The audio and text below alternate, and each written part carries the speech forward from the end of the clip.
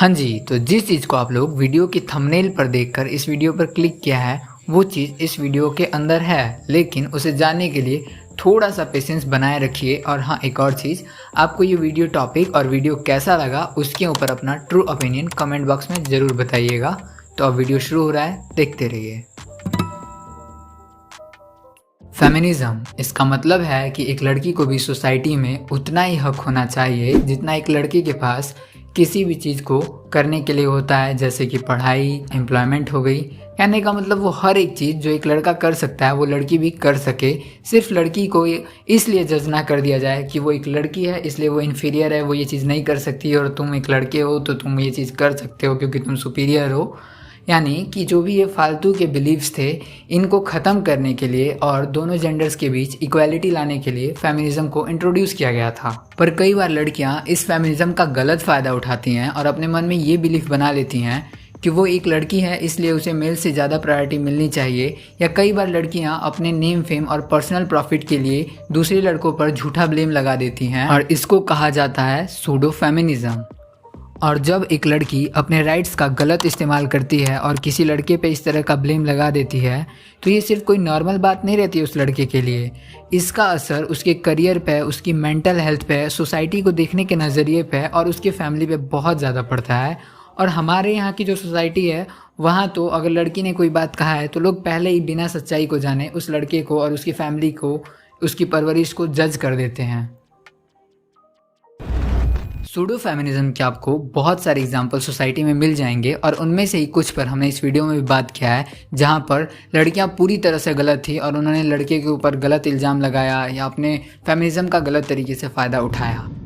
Discussion करने से पहले मैं आप लोगों को एक चीज़ बताना चाहता हूँ कि मैं किसी भी केस के ऊपर इन डेप्थ बात नहीं करूँगा, क्योंकि उससे वीडियो और लंबी होगी और नए यूट्यूबर की लंबी वीडियो कोई नहीं देखता है।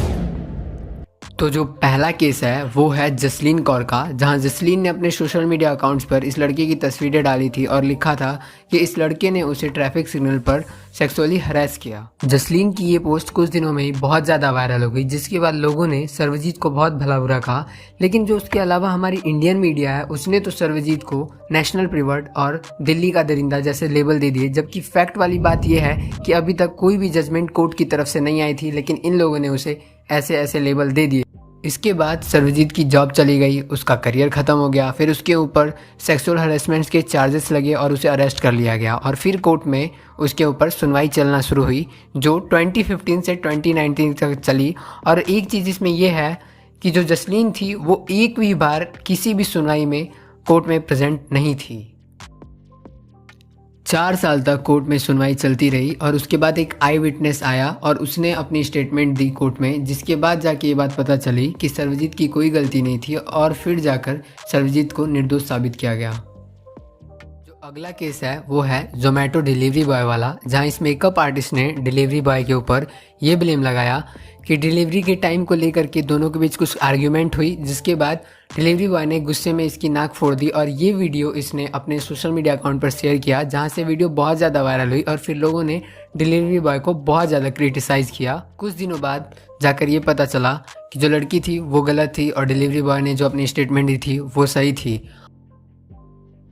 जो थर्ड केस है वो है लखनऊ गर्ल वाला, जिसका वीडियो आप सभी ने देखा होगा, जहां इस लड़की ने कैब ड्राइवर को 22 थप्पड़ मारा था। और उसके बाद जब ट्रैफिक सिग्नल वाली वीडियो आई तो सबको सच्चाई पता चल गई कि कौन गलत था और कौन सही था।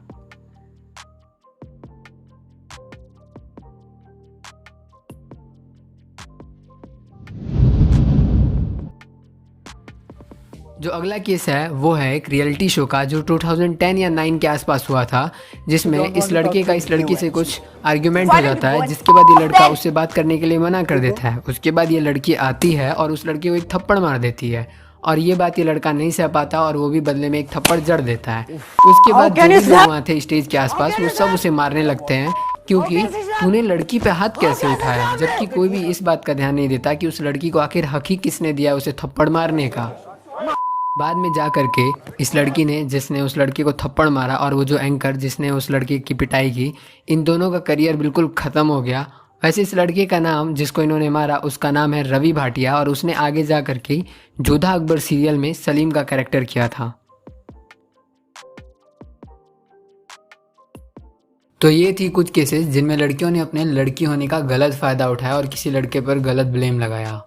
और यहाँ सिर्फ लड़कियाँ ही गलत नहीं रहती, हमारा सिस्टम भी गलत है, क्योंकि जब भी कोई लड़की एक लड़के के ऊपर ब्लेम लगा देती है उसके बाद बिना क्रॉस चेक किए उसे अरेस्ट कर लिया जाता है, 10 तरह के लेबल्स दे दिए जाते हैं। तो ये सारी चीज़ें हमारे सिस्टम की कमियाँ तो दिखाती ही हैं। खैर, अब आपका इस पे क्या राय है वो आप लोग कमेंट बॉक्स में ज़रूर बताइएगा।